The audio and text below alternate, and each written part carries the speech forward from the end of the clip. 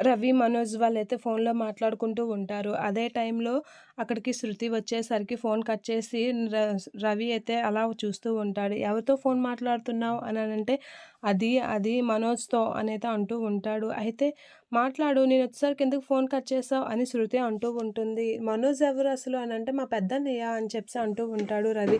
"అయితే మీ పెద్దన్నయ్యతో మాట్లాడడానికి ఏమి?" అనంటే, "అది కాదు శృతి" అని నానుస్తూ ఉంటాడు. "ఏంటి మళ్ళీ కొత్తగా" అని చెప్పేసి అంటూ ఉంటుంది శృతి. ఆ మాటలకి రవి అయితే, "కాదు నేనొచ్చేసరికి ఫోన్ ఎందుకు కట్ చేసావు? ఏం మాట్లాడుతున్నారు?" అనంటే, తనకేదో ఆఫీస్‌కి టైం అవుతుందంట. తనే ఫోన్ కట్ చేశాడు. "నువ్వొచ్చావు అంతే" అని అనేస్తూ ఉంటాడు. "అది కాదు రవి, ఇదేంటి మళ్ళీ కొత్తగా స్టార్ట్ చేస్తున్నావు? సరేలే ఏం మాట్లాడుతున్నారు?" అనైతే అంటూ ఉంటుంది. "మనిద్దరిని ఆ ఇంటికి తీసుకెళ్ళడానికి ఆలోచిస్తున్నారంట.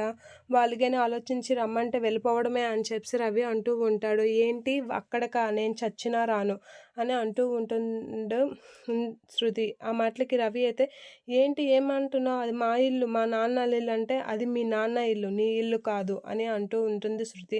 "ఇది కూడా మన ఇల్లు కాదు శృతి, అయినా మనం ఉండడం లేదా" అని అంటే, "ఈ ఇంటికి నేను రెంట్ కడుతున్నాను. రెంట్ కట్టినంత సేపు ఇది మన ఇల్లే. మనం ఇక్కడే ఉంటాం. మీ ఇంటికి మాత్రం నేను చచ్చినా రాను. నాకు ఆ ఇంటికి రావాలని అస్సలు లేదు. నన్ను నువ్వు బలవంతం చేయకు రవి" అని చెప్పేసి అంటూ ఉంటుంది. "ఏంటి శృతి ఇలా మాట్లాడుతున్నావు? మా ఇంటికి వెళ్ళడానికి నీకేంటి ప్రాబ్లమ్? అసలు నువ్వు మా ఇంటికెందుకు రానంటున్నావు? నీకేంటి ఇదయింది మా ఇంట్లో వాళ్ళతో" అని చెప్పేసి అంటూ ఉంటాడు. మా అమ్మ వాళ్ళు నన్ను క్షమించి ఇంటికి తీసుకురావడం నేను చాలా హ్యాపీగా ఫీల్ అవుతాను. అలాంటిది నువ్వు రానంటున్నావేంటి అని చెప్పేసి రవి అయితే అంటూ ఉంటాడు. ఆ మాటలకి, "నువ్వెళ్తే వెళ్ళు గాని రవి, నేనైతే రాను. నేను చచ్చినా ఆ ఇంటికి రాను. ఆ బాలు ఉన్న ఇంటికి అస్సలు రాను. ఆ మనుషులు వాళ్ళు నాకస్సలు నచ్చదు" అని చెప్పేసి శృతి అంటూ ఉంటుంది. శృతి మాటలకి రవి అయితే చాలా ఫీల్ అవుతూ ఉంటాడు.